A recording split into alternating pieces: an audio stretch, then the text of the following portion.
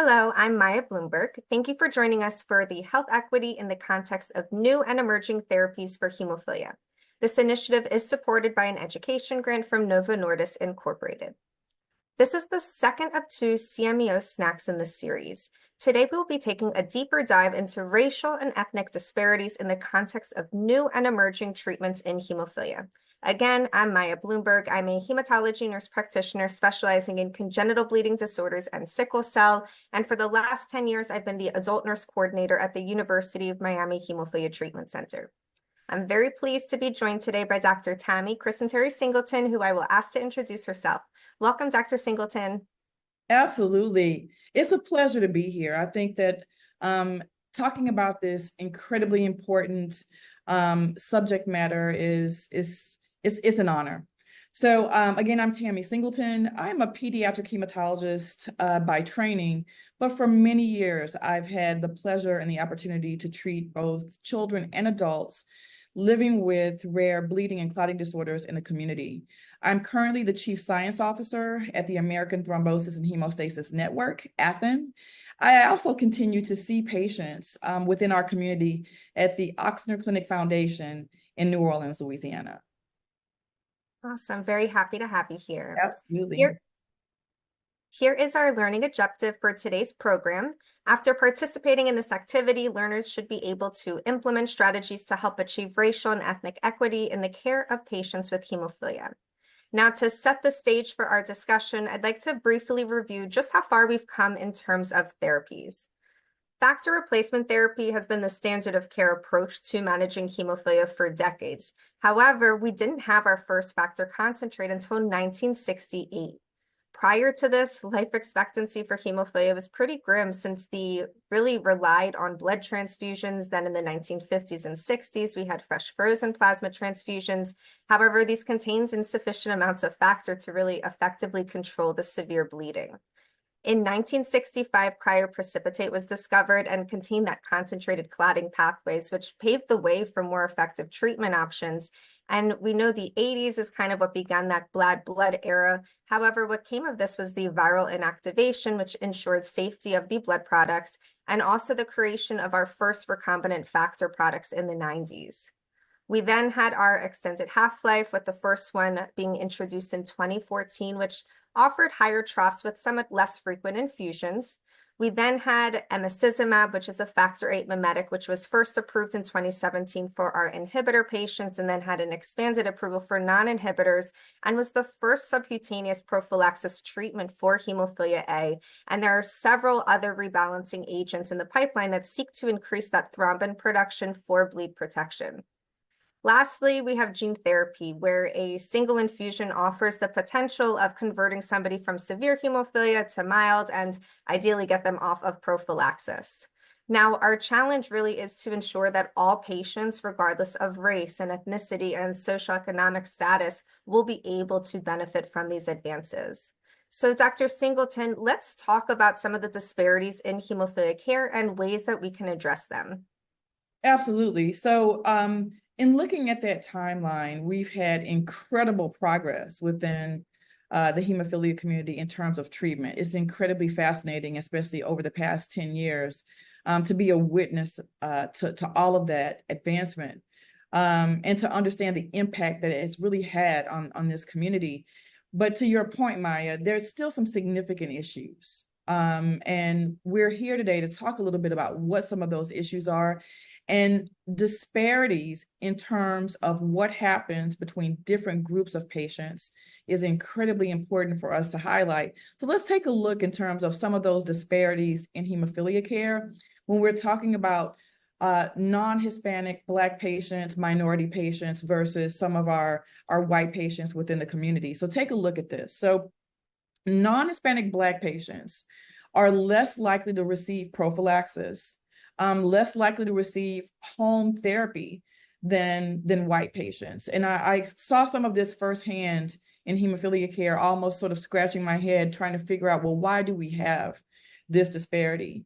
We also see a significant issue in terms of inhibitors. So Black and Hispanic patients have a twofold, at least twofold higher frequency of inhibitor development in comparison to white patients. And again, that's despite having similar genetic mutations.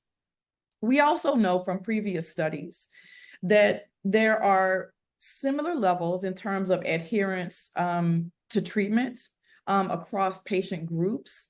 However, many times Black patients will still have a report of a higher incidence of chronic pain and a lower quality of life.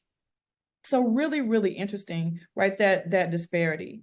Now, let's take a look at what happens globally in terms of functional status. I bet you could kind of have an appreciation for this, and that's that Black patients typically have a worse functional status than white patients. And again, that's across all age groups, and that is independent of inhibitor status. Now, something else that has been studied across the groups in terms of white patients and Black patients, and that's just in general, Black patients have worse outcomes than white patients. So what I just highlighted are significant disparities, and these disparities are not due to just biology. This is something from a systemic standpoint that's really important for us to take a look at. I totally agree. It's upsetting when we read some of these statistics, especially when it comes to chronic pain and quality of life. And it really just emphasizes the importance as providers, how we really need to evaluate and take a holistic approach when we're evaluating our patients. Because if we just focus on managing the hemophilia alone, we're kind of missing the mark and we're not necessarily ensuring the best health outcomes. I think it's a perfect time to kind of dive into social determinants of health, because recognizing and addressing the social determinants of health really will have that positive impact, because they are what ultimately influence the health outcomes and contribute to health disparities. And our social determinants of health can include social and economic factors. There was a study that actually found 40% of an individual's social and economic factors influence health outcomes. So this is your income and housing stability and access to transportation, which can all impact an individual's ability to adhere to a treatment regimen or a prophylaxis regimen, let alone make it to an appointment. So when we're thinking about why is there even a disparity in prophylaxis, if we're prescribing, like I know I treat my patients the same. If I have somebody with severe hemophilia, I am definitely going to recommend prophylaxis regardless of the color of their skin. But why are we seeing these statistics? And we kind of have to dive deeper and see, what are the factors? So is it a matter of not being able to afford it? Is there a financial burden? And we have to know what questions to ask to identify what these barriers of access to care and access to treatment are. Because you and I both know there's a lot of patient assistance and financial assistance, whether from the drug manufacturers or patient assistance programs and the copay assistance programs or third-party foundations. Like there's always a way to get a product, almost always, I should say, get a product for a patient, whether they're uninsured or underinsured. But we have to know that individuals are having problems and with accessing. So again, asking the right questions to identify what the barriers are is so important as a provider to make sure that our patients are receiving ultimately what they need. And I think there's also just a general mistrust among minority groups, among healthcare providers. And I totally empathize and understand where it comes from, because we just have countless instances of medical exploitation. I mean, as early as the Tuskegee Airmen and Henrietta, that there's just all of these generational traumas that impact a complete community and effects of trust among your provider. And that can ultimately impact treatment decisions and adherence as well.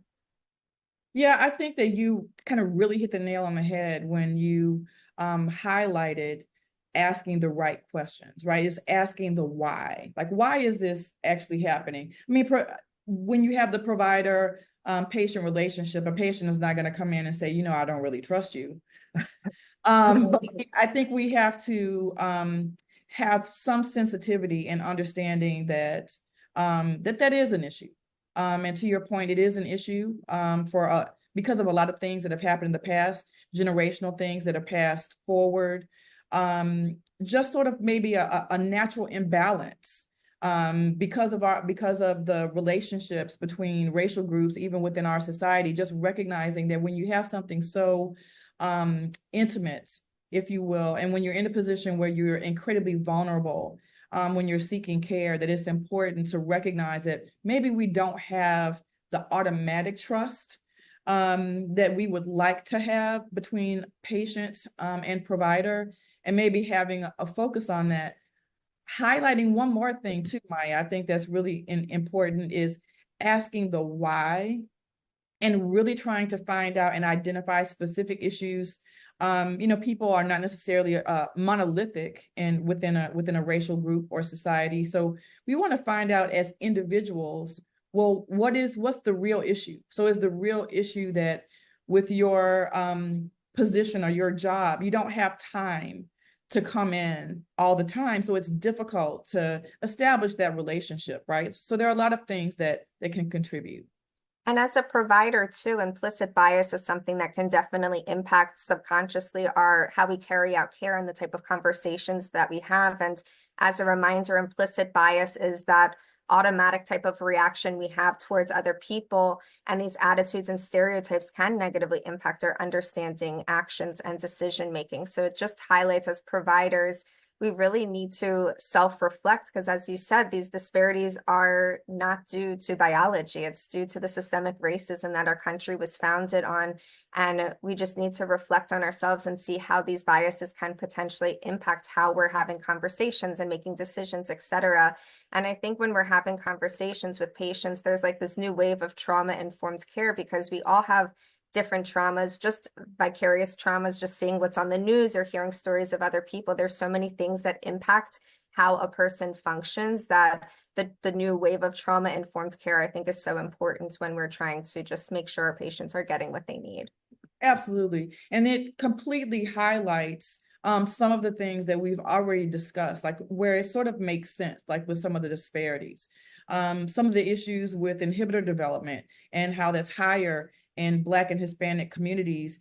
And that, of course, leads to issues with cost and insurance coverage. If you're less likely to receive home therapy or home care, that kind of relates back to assistance with learning how to infuse and perhaps participating with prophylaxis. And many times, this is a really big one, that whole language discordance.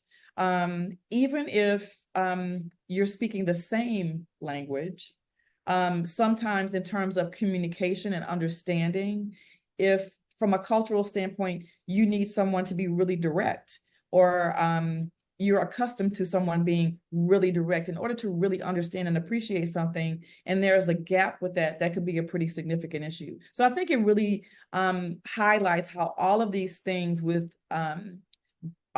being contributors, right, to racial and ethnic disparities within our hemophilia care, they're connected.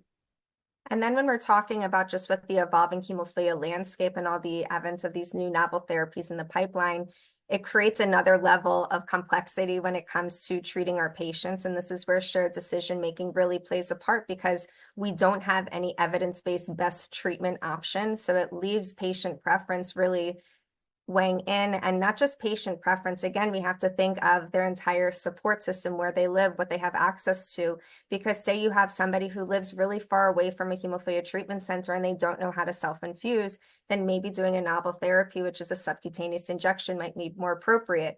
But then we also have to think about health literacy, because there's a lot more education that comes in with these rebalancing agents, since they're only for prophylaxis. So there's so many nuances that go into making a decision. And I think with all of the advancements and the growing number of treatment options, it's definitely complexifying the situation. And from a racial and ethnic disparity standpoint, we want to make sure that we're really addressing all aspects of care to make sure that it's not going to further contribute to worse health outcomes for minorities. Absolutely. And I think that there was one thing really that you said in terms of health disparities and making that connection there with shared decision making, that I think is incredibly important, right? And that's about education and meeting the patients where they are to make sure that we can make that connection. If we don't have that aspect within that shared decision making in terms of meeting the patients where they are, then I think we're going to have other issues down the line, and especially issues with patients participating in clinical trials. Well, that's a perfect segue. So let's talk about clinical trial participation in persons with hemophilia from communities of color. What are we seeing from a disparity standpoint? Yeah, this is incredibly interesting, and it makes sense. So you mentioned a little earlier, Maya, some of the trauma that especially patients within minority communities, Black communities especially, have faced over the course of time when interfacing with clinical trials and development of clinical trials within the community. One of them I can tell you from a family perspective that has been passed along is remembering what happened with the Tuskegee experiment. And so there's a lack of trust when you say research or you say clinical trial, that something is going to be imposed on you, that something unfair or something unsafe may happen. So I think that because all of those feelings that are justified, fears that are justified because of what happened before, because all of those things exist, we still see a pretty significant proportion of patients that participate in hemophilia care that are Black patients, especially. They are not participating in clinical trials. Again, so that there's this disparity that you're seeing demonstrated here. So despite our efforts in terms of trying to provide education and offering across the board clinical trials to participants, we still have a significant issue in terms of Black and Hispanic people participating in clinical trials. Right. Black patients, participants, Hispanic patients, and possible participants are consistently underrepresented in hemophilia clinical trials. And as you can see here, this is some data from 2007 to 2022, taking a look at white patients with the bar graph, the bar or the line represented in red, Asian patients represented in the line that's yellow, and you can see there Black patients coming in almost dead last in terms of participating in clinical trials. So we certainly know that we need to have strategies to overcome the underrepresentation of historically marginalized populations. And I think, again, going back to your statement with shared decision making, I think it starts with that connection. I think it starts with education and meeting the patients where they are. When speaking to Black and Hispanic patients, I think it would be incredibly important when presenting them with the opportunity to participate in a clinical trial to explain some of the safety measures that are in place for human protections within clinical research because of some of the atrocities that have happened in the past. I also think it's important that we recognize that we may have our own bias, which you've mentioned before too, in terms of approaching patients, thinking that they are not good candidates perhaps, or may not be interested in a clinical trial, and making sure that we provide an opportunity for them to participate. You've said so much, but I think, again, this kind of ties in the importance of utilizing trauma-informed care so we can validate one's hesitancy potentially to participate in clinical trials. And I think it's also really important for us to review why is it even important for minority representation in clinical trials, because ultimately all of the data that is gathered in clinical trials is then generalized for all patients with hemophilia. Like I remember, I forget which medication, but there was a breast cancer drug that in the clinical trials, it was predominantly white individuals who were in the study, and they generalized all of the results. But fast forward, once it's actually FDA approved, they found out that it wasn't as responsive for people of color. Yet had they had more minority representation in that clinical trial, maybe they would have realized that result and disparity earlier on and could have impacted health outcomes.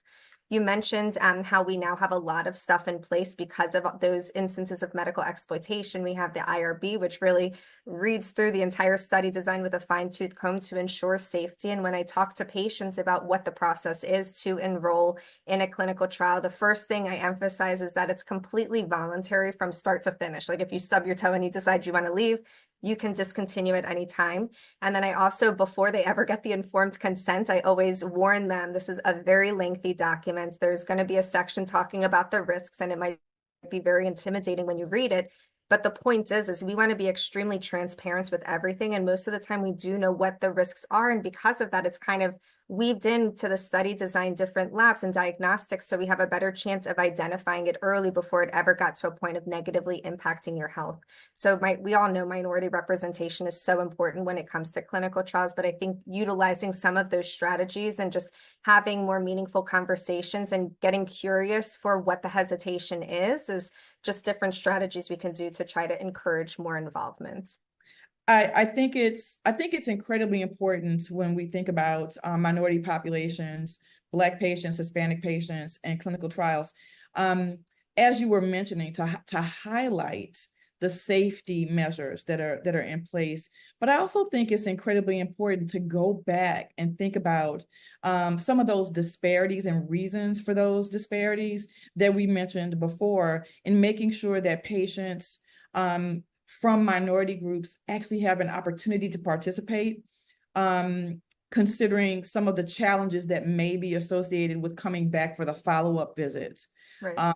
or having like more detailed discussions. If we have to have phone contact so that you can participate in this study, we can sort of arrange times that may work for you because of work schedules, family schedules. So I think just being a little more deliberate in meeting patients where they are to make sure that we have equal representation will be really important. Definitely. And this all boils down to, again, evaluating the social determinants of health, where if you are part of a hemophilia treatment center, a lot of times the social worker will do psychosocial evaluations, which kind of overview financial security, housing stability, income, et cetera. So again, we can identify any barrier that could prevent somebody from either successfully participating in a clinical trial or just having access to their treatments and care. Now, I Absolutely. think at this point, we should review some definitions, because our ultimate goal is health equity, and that is the attainment of the highest level of health for all people. And achieving health equity, again, requires valuing everybody equally with focused and ongoing societal efforts to address those preventable inequalities, historical and contemporary injustices, and the elimination of health and healthcare disparities. So again, as a reminder, health disparities are the preventable differences in health due to social, economic, and or environmental factors, and not biology. Now, I just want to spend a little time for you to differentiate race from racism, because again, I want everyone to understand that it's racism, not race, as that major driver of differential health outcomes in the United States. So Dr. Singleton, do you want to differentiate the two for us? Absolutely. So race is really just a social construct, and it is tied directly to one's appearance. So when we say appearance and this social classification, we refer to that as a phenotype. And this phenotype, of course, governs the distribution of risks and opportunities.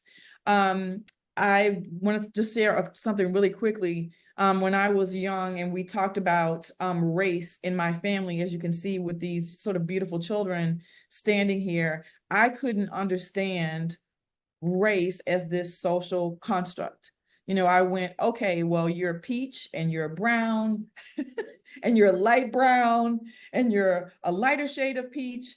And it's difficult to really understand, but eventually we all have an appreciation for this social construct in terms of race, and it really represents one's physical appearance and or phenotype. Now, that is different. So race is that social construct based on your phenotype, how you appear. Racism, right, is more of a system.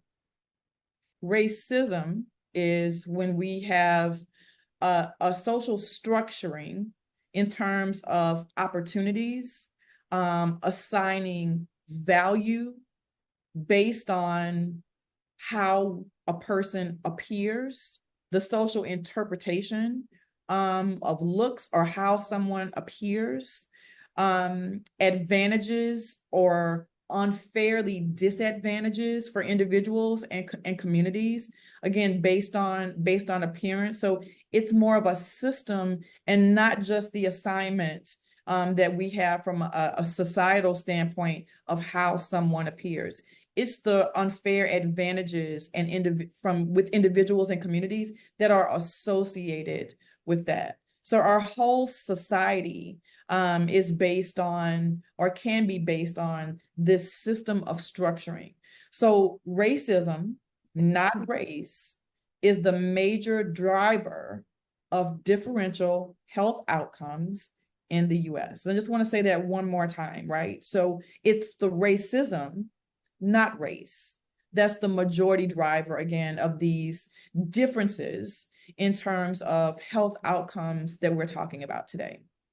That was perfect definition. And when you're speaking, I just reflect on myself where I'm almost embarrassed to say that I didn't really understand white privilege or the differences until the whole George Floyd incident that happened. And I think once you have the awareness is when you can start bringing the change and just, again, self-reflecting and just on a societal level, have more advocacy and effort. So I think this conversation we're having is so important because awareness is the first step to bring any type of change and, more importantly, bring a more equitable future to our minority population, really to everyone. Do you want to just touch on maybe the difference between cultural Yeah, humility versus cultural competence? Because it kind of all ties together when it comes to yeah. health equity and the way we carry out care for our Absolutely, patients. absolutely, absolutely. So it's your statement was actually perfect for this, because what you were describing, Maya, you described cultural humility, right? So we are, I think, are pretty familiar with the concept of cultural competence. So your level of awareness, education, experience regarding various cultures. But cultural humility is incredibly important because really it's the difference between, I know who you are already, I know your experience, I understand what's happening to you, versus I'm really curious to know about who you are and what your experience is because I don't have, right, that experience. So that's what you just described. And I think it's really important as professionals, as providers, as physicians, nurses, medical professionals, educators, social workers, that we recognize that concept of cultural competence, that we don't have all knowledge, right, that's needed to really connect with different groups, and we don't want to generalize. So that cultural humility, and again, you provided a perfect example, is incredibly important to recognize what you don't know and to have that curiosity and to extend that deference to a group of people or an individual so that you can really connect with those people. And I think this is a place with those people or persons. And I think it's incredibly important to have this concept in place so that we can overcome a lot of the barriers that we mentioned before. So we've talked about social determinants of health. We've talked about racism and cultural humility and competence and just recognizing what we know, what we don't know in efforts to bring health equity. So I think this graphic really summarizes what we want to achieve for all of our patients with regards to hemophilia. And that is that functional cure that really will allow somebody to live their life without having to overthink about their condition. And this path kind of shows what the clinical outcomes that can be achieved with better bleed protection. And with the treatment options in the pipeline, I wouldn't be too surprised if we start seeing mild and moderates being started on prophylaxis as the method of delivery, and frequency becomes more and more convenient. And I think also I have to give credit to a lot of the pharma companies because I think they're doing a lot in order to get the patient perspective and making sure that different gaps and barriers are being identified and seeing where can they step in order to help bring that ultimate goal of health equity. Because it's going to take a village. It's not just a patient provider type of dynamic. It's really going to take so many different hands on deck to achieve the unimaginable and bring that health equity where you have that unrestricted lifestyle with hemophilia. So I think we kind of keep involving patients and making sure that their voices are heard and respected and valued. I think providers need to continue to self-reflect and just understand if you're just trying to treat the hemophilia by itself, you're missing the mark. We really need to evaluate the patient as a whole and just understand what can be contributing beyond just having hemophilia towards them achieving their optimal health outcomes. Absolutely. I love your concept. That's a favorite one of mine as well, that it takes a village. And I think that our village is so incredibly strong within hemophilia care, and that is centered with the community and centered, right, with patients. And to have an honor as a provider to participate in that, to have the support of research, to have the support of industry, I think is so incredibly important that we pull together as a village to walk these stairs to get to optimize health and well-being. I agree. Unfortunately, this is about all the time we have today. So I'd love to thank you, Dr. Singleton. It's honestly always a pleasure getting to connect and talk with you and just hear your advice and expertise. And thanks to our audience for participating as well. Before we close, though, I'd like to offer a few SMART goals, which are specific, measurable, attainable, relevant, and timely action items you can apply to the care of patients in your own practice. With the first one being the importance of just staying current with the new and emerging therapies for hemophilia.